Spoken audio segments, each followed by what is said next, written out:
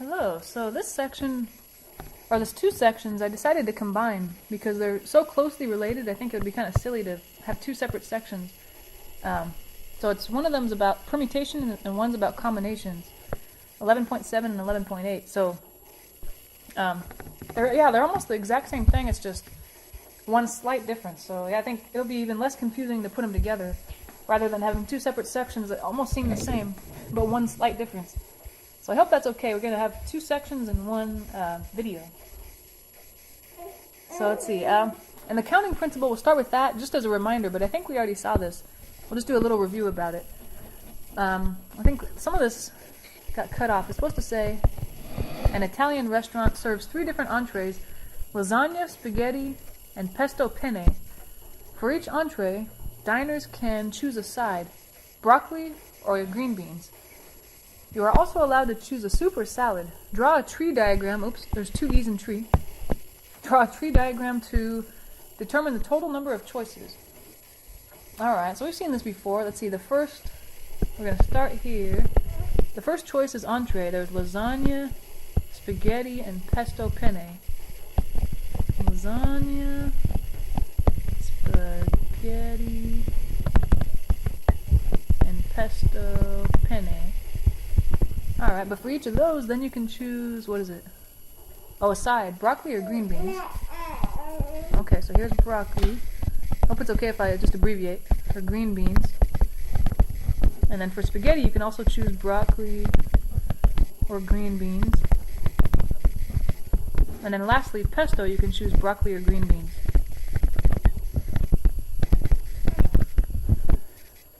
Alright, and then from there, once you choose the side, you can choose the soup or salad. So from each of these branches, I can choose a soup. Yeah, this one is when I've chosen lasagna and broccoli. And I can choose soup or salad. How about lasagna and green beans? You can choose soup or salad. I think I remember one of the very first times I was asked that at a restaurant. They said, "Do you want soup or salad?"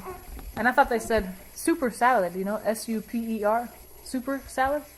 And I said, "Yeah, that sounds good, super salad, all right." I think the waiter or waitress got really confused. And whoops, no, it's soup or salad. Anyway, super salad. As far as spaghetti broccoli, this would be spaghetti and green beans. You can have soup or salad. And then if you choose pesto penne and broccoli, you can have soup or salad.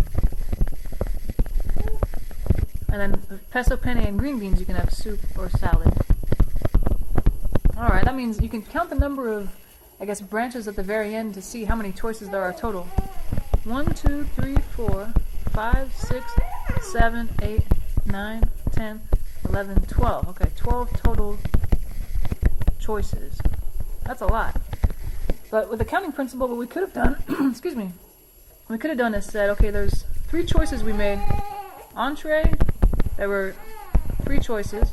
Multiply that by the number of choices for the side. There were 2 choices, right? And then multiply that by the number of choices for the soup/salad. Of course, there's only 2. So let's see, 12 choices, right? Yeah, so that's just a reminder of why tree diagrams are useful, or one of the reasons tree diagrams are useful. Okay, fundamental principle of counting. The total number of possible outcomes for a series of decisions, where you make selections from various categories, is found by multiplying the number of choices for each decision. That's kind of just sums up what we just found out. Or, we found that out before, but we're reiterating. So a good way to do it, if you're trying to use the fundamental principle of counting to calculate the number of total decisions in a certain situation, is you can draw a box for each decision, and then enter the number of choices for each decision, then multiply those numbers.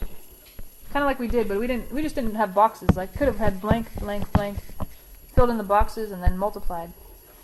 So okay, for part A, in this first example, a randomized 2-character code is assigned to each employee at a certain business. The first character is a letter of the alphabet. Okay, so maybe that one I'll put a little box for. Okay, so and there are 26 letters of the alphabet. The second digit is between 0 and 9. Okay, that's actually 10 digits because from 1 to 9 there are 9, plus 0 makes 10. Alright, so how many possibilities? Well, multiply them together. 260 total. about how many social security numbers are there. Let's see, how many digits are in a social security? 9, I think? There are 9 boxes, I guess. One for each digit. 4, 5, 6, 7, 8,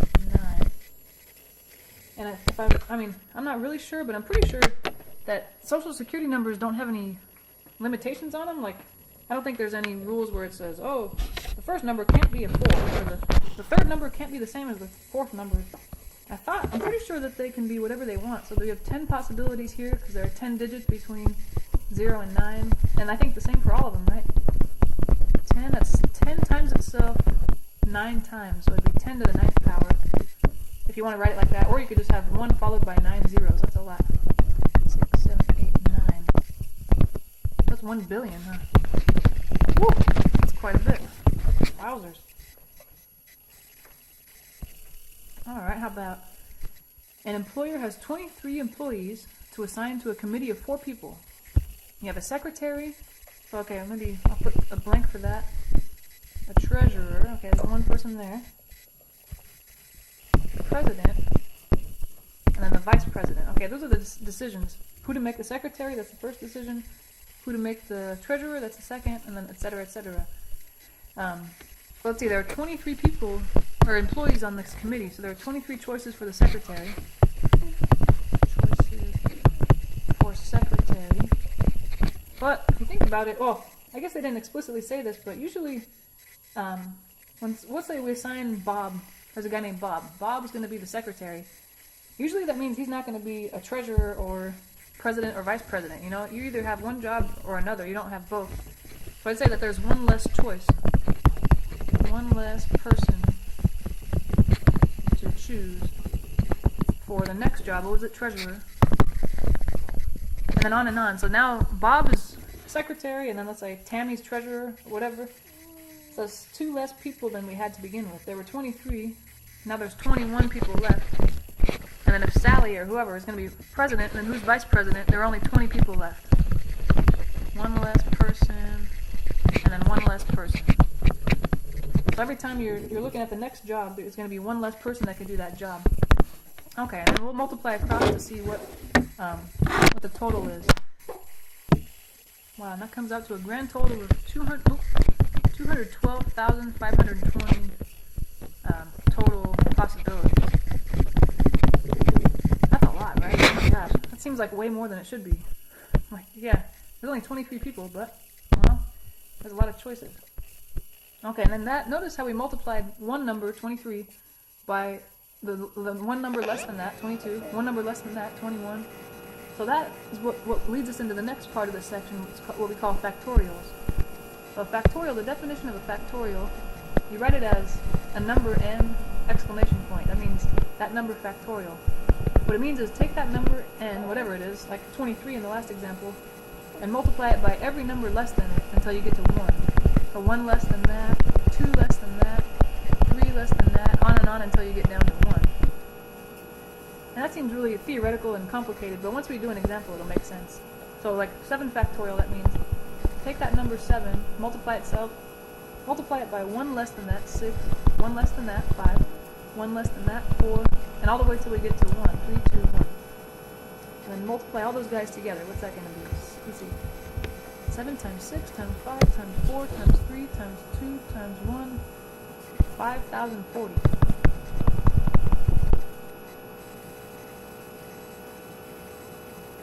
Okay, that's a lot. Alright, now let's try this other one. Let's just 2 factorials, one above the other. So let's see, 6 factorial. That's 6 times 5 times 4 times 3 times 2 times 1. 4 factorial is 4 times 3 times 2 times 1. And you notice you could multiply across 6 times 5 times 4 times, yada yada yada, get a number, and then the denominator 2, or you can just start reducing. These 4s cancel with these 3s, and these 2s, and these 1s. So really all you're left with is the 6 times the 5 on the top, and 1 on the bottom, but I can reduce that to a whole number, because remember, there's probabilities you want to leave as a fraction, but this isn't a probability, it's just some number, so 30 would be the answer for that one. Okay, and that'll be useful in coming formula. So just with that in mind, let's see this next example, just to see where factorials are useful again. A family with 5 children moves into a home with 5 children's bedrooms. Man, that's a lot of bedrooms. And how many ways can the children be assigned the different bedrooms? Okay.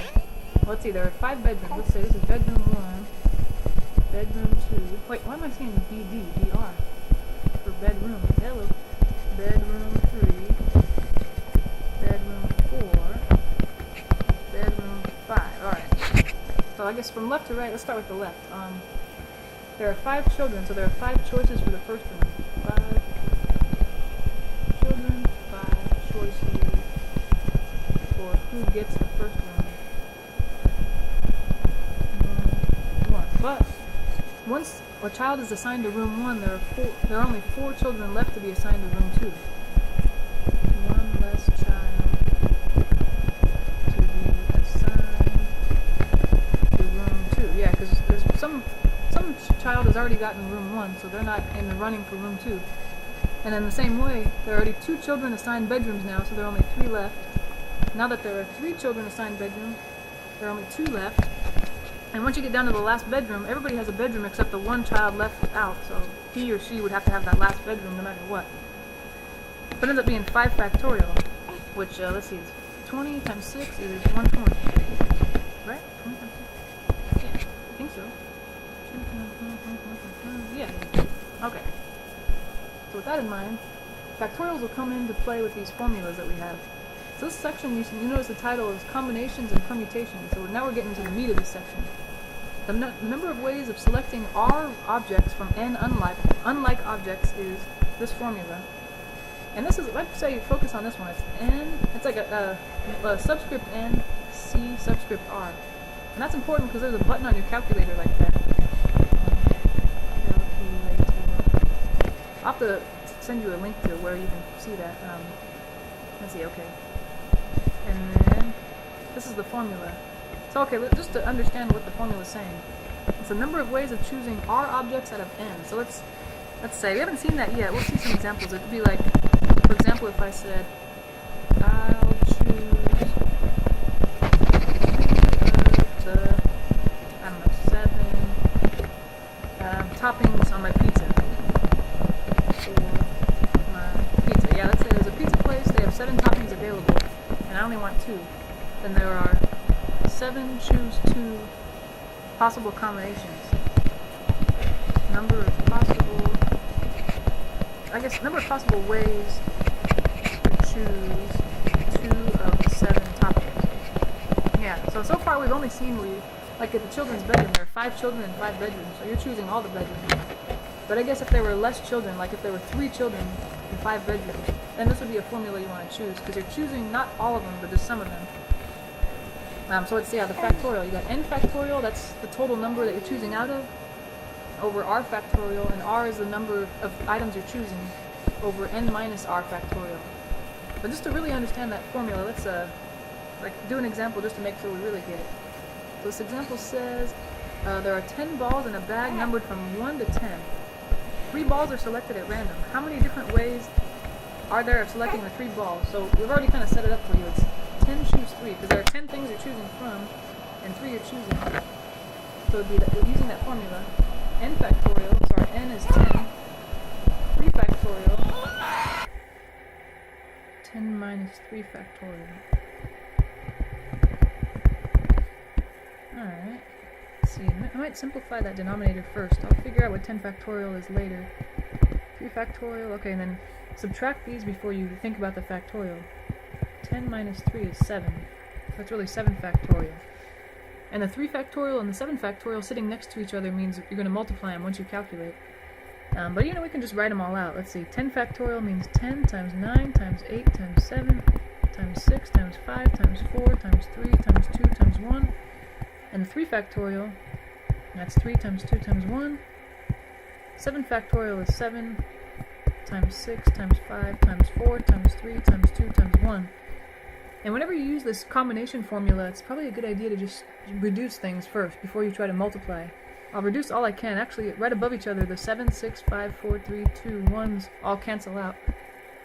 So all you're left with is, you don't have to write it out again, but I just want to make it clear. 10 times 9 times 8 over 3 times 2 times 1.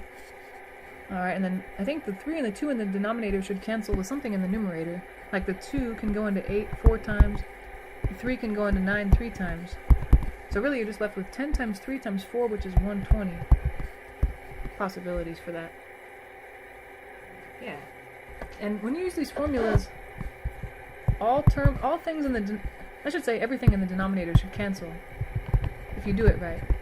And the denominator should cancel. If, if everything's done correctly. Which is why we should end up with a whole number. Which actually makes sense, because why would you end up with a fraction? How can you have a fractional number of ways to do something, right? That wouldn't make any sense. It would have to be a whole number. And then very similarly, a permutation. Okay, above we talked about combinations. Now we're going to talk about permutations. So let's see, a permutation, it's an ordered arrangement. But you notice that after it says the ordered arrangement, it seems like everything's almost the same. It says the number of ordered arrangements of R objects taken from n unlike objects is bleh, this formula. And the formula is almost the same, but it's missing the R factorial. So remember, combinations that look like this, it was the same n factorial over n minus R factorial. That's the same thing, but there was an extra part here, R factorial. That guy's the difference. Okay, but the hardest part about this section is how to know when to use which formula. That's definitely the hardest part. So, like it says, the main thing is ordered arrangements. I think that word wasn't in the other, the combinations formula and the directions for it. So that's, I guess I would ask myself, does order matter? If order matters, use permutations.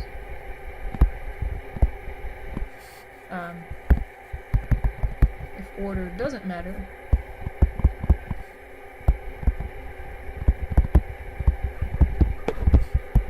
use combinations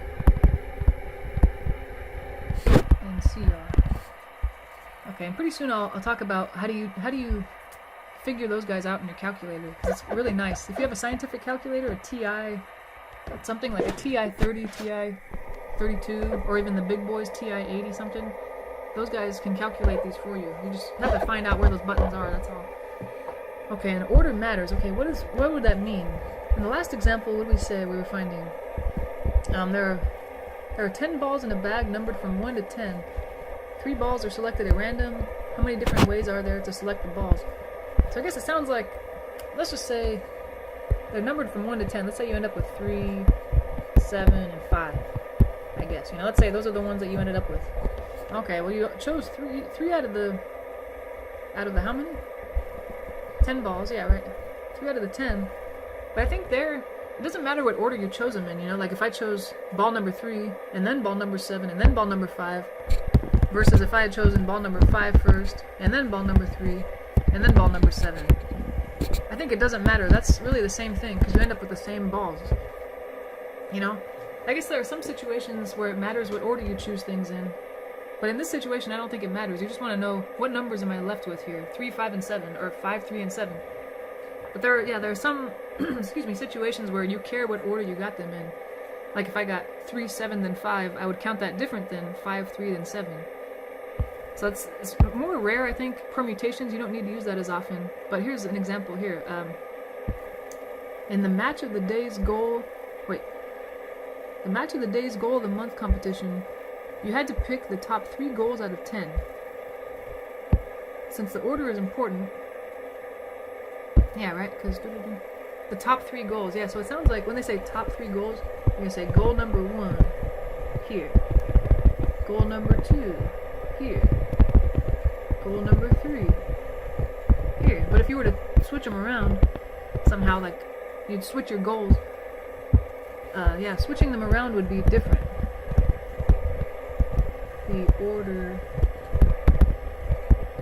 of the goals makes a difference in this situation. My number 1 goal, my number 2 goal, if I switch them, now my number 2 is my number 1, and I have a different number 1 goal, which is different, right? But if I'm just picking 3 balls out of a bag, what does it matter if I pick ball number 3 first or ball number 7 first? I end up with the same ones in my hand later anyway. So, it doesn't matter. But in this case, order matters. That's why we're using permutations. So it'd be the same formula, but just simpler, because it's just n factorial over n minus r factorial So almost the same as the previous examples formula, we're just, we don't need that extra 3 factorial in the denominator. And of course, just like in the last one, we're going to subtract those first. 10 minus 3 is 7, and then calculate that factorial. So I'll write it out. 10 times 9 times 8 times 7 times 6 times 5 times 4 times 3 times 2 times 1. And then 7 factorial is 7 times 6 times 5 times 4 times 3 times 2 times 1. Alright, and then just like with combinations, everything should cancel from the denominator. Like, where did we say that? Yeah. That's true for permutations as well. So let's see, 7's cancel, 6's cancel, 5's, 4's, 3's, 2's, 1's. So you're just left with 10 times 9 times 8, which is 720 possibilities for that. Alright, so now the last examples here are just going to be mixed up examples where we're either going to be using the counting principle or combinations or permutations. We just got to think about, in this situation, which would we use, I guess. Yeah. But let me see what website I'll try to give you a website you can go to see what buttons to press on your calculator to use permutations and combinations. Okay, so basically, if you have a Texas Instruments calculator, because those are the only ones I'm familiar with, either have the TI-80 something, like 82, 83, 84, in which case you're going to press the math button. There should be a math button. And then go over to the right. These are just you pressing the right button, right, until you hit probability, P-R-O-B, and then you're going to go down until you find what you want. You're going to see NPR for permutations or NCR for combinations, or actually you could have a factorial for factorials. And that way you don't have to actually use the formula. You don't have to write it out and all that. That's fine to use the calculator. But on the other hand, if you have a TI-30 something, like mine I think is a TI-30X, but if you have a TI-32 or I don't know, anything else, it should be the same thing. There is a PRB button that stands for probability. Once you press that, you should see exactly what you want, either NPR, NCR, or factorial. You just gotta use your cursor to press right until you find it, and then press enter. That's what I guess I should say that. Press enter to use it. Enter. Okay. And then let's see. Oh yeah. There's something I wanted to make note of. For both of those calculators, you have to, let's see, enter N first. Then you grab this. Then enter R. Okay, that sounds confusing, but if, just for example, if I wanted to calculate, what did we have before, like 10 permutations with 3 choices, then on the calculator, I would press 10 first, on the digits 1, 0, and then do all that PRB, whatever the case may be up there, grab NPR, enter, and then once I press enter, then I'm going to press the 3.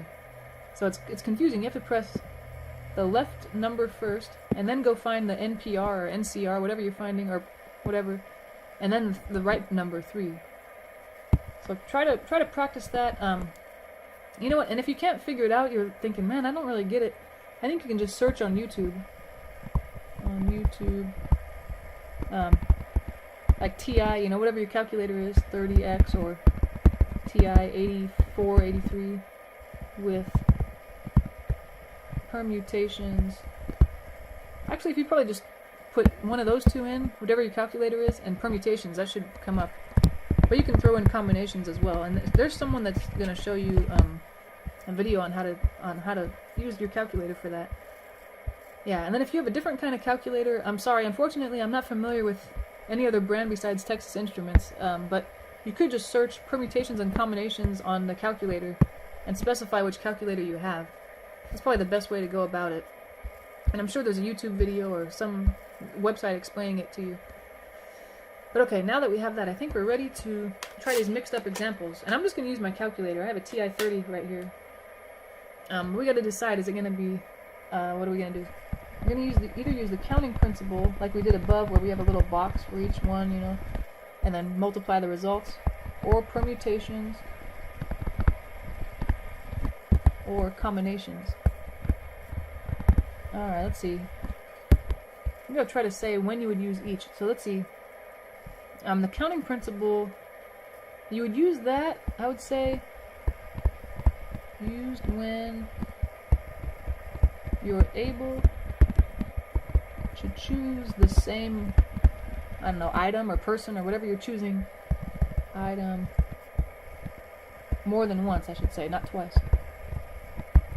So it's like if you can replace. Remember we said with replacement? It's kind of like that. Like, yeah, like what are the example we did above where, like with the social security number. Yeah, if I wanted a social security number, then I can choose the same number more than once. Whereas permutations and combinations, you can't choose the same number or item more than once. Used when you can't choose the same item more than once. I think we call that without replacement. But how do you narrow it down between those, you know? Like, what if there's an example where you say, okay, well, this is without replacement, but how do I know if I'm using permutations or combinations? Well, remember above we said, just then once you're there, ask yourself, does order matter? With permutations, the order you choose the items in matters. Like, if I choose the same items twice, but in a different order, I consider that a different possibility. So permutations, order matters, and combinations, order doesn't matter.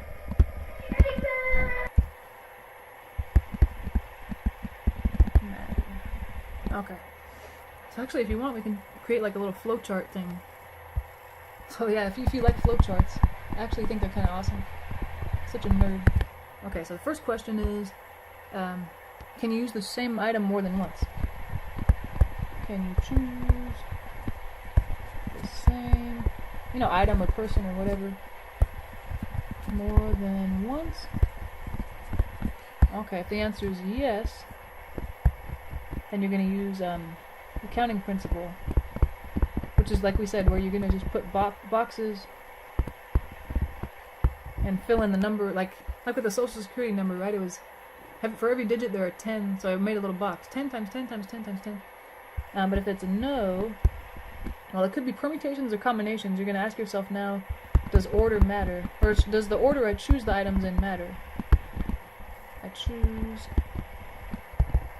the items in matter? Question mark? If it's a yes, then you want to use permutations. If it's a no, then you want to use combinations. Alright, so I kind of like flowcharts anyway. It's nerdy, but whatever. Okay, so how many different zip codes are possible? First of all, when I choose numbers for a zip code, can I choose the same item more than once? Yes, I can. I can have a zip code with the same number twice, right? So I'm going to use the counting principle. Which is, okay, there are 5 numbers in a zip code, right? Last time I checked. 4, 5, and they can be any digit of the 10 digits from 0 to 9. So I was multiplied 10 by itself 5 times. 10 to the 5th power, or 1 followed by 5 zeros. 100,000. So there are 100,000 possible zip codes. Alright. How many zip codes are possible if the first number must be a 3 or a 4? Alright, well that's just a little stipulation or a little extra thing to remember, but I'll still consult that flowchart. Can I choose the same number more than once? Yeah, just because they said the first number has to be a 3 or 4 doesn't mean I can't choose the same number more than once. So I'm still using the counting principle. It's just, I think, maybe one or more of the numbers that I'm putting in the boxes is going to be different than the last one. So the first number must be a 3 or a 4. If you think about it, it's only 2 choices. It doesn't really matter that they're 3 and 4. It could be anything. It could be 0 and 1. But the fact is that you only have 2 choices for the first digit. But it sounds like the other digits can be anything. They can be any of the 10 digits. So the rest of them will be the same as in the last part, or the last example. But the first digit can only be a 3 or a 4. So that's 2 times 10 times 10 times 10. That's 2 followed by 4 zeros. 20,000. So that drastically reduces the number of possibilities, right? Just because you made the first number a 3 or a 4 instead of anything. Okay. What about the next one? How many different groups of people can sit in 5 chairs if there are 9 people ready to sit down? Okay, so this already sounds like a permutation or combination because you're choosing a smaller number out of a bigger number. How many different groups of people can sit in 5 chairs if there are 9 people ready to sit down? Alright, well let's consult the flowchart. Can you choose the same item more than once? No, because 2 people can't sit in the same chair. You're only choosing each chair once. we're going down the no path this way. Does the order I choose the items in matter? Well, this is kind of a tough one. How many different people sit in 5 chairs if there are 9 people ready to sit down? Okay, this is a tough one. I think something like this probably wouldn't be on a test because it's kind of hard to tell.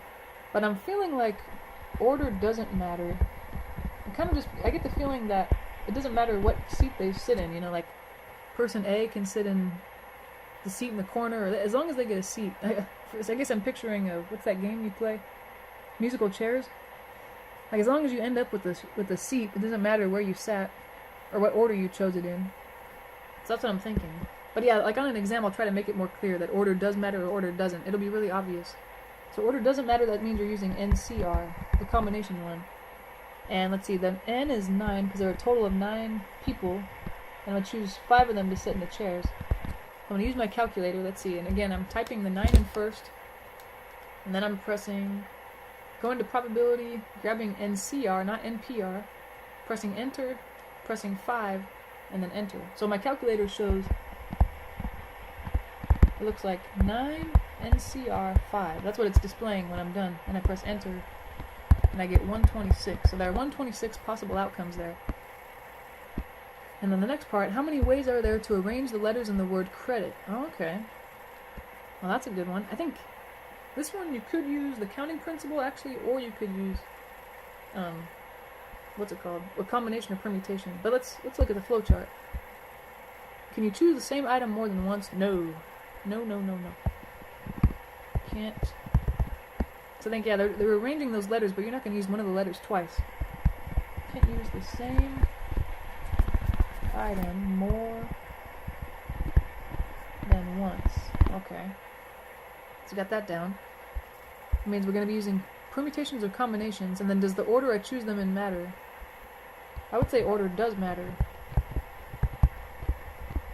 Because these are words, you know? Like if I took the word credit and rearranged the letters, that'd be a different, that'd be different, right? If I wrote it backwards, TIDERC, you're gonna think, what the hell? That's not the same word. Since order matters, that means we're gonna use NPR. But then how many things are we choosing out of?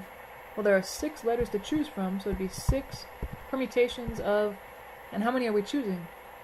Well, actually, we're choosing all 6 of them. Choosing all 6 of 6 letters.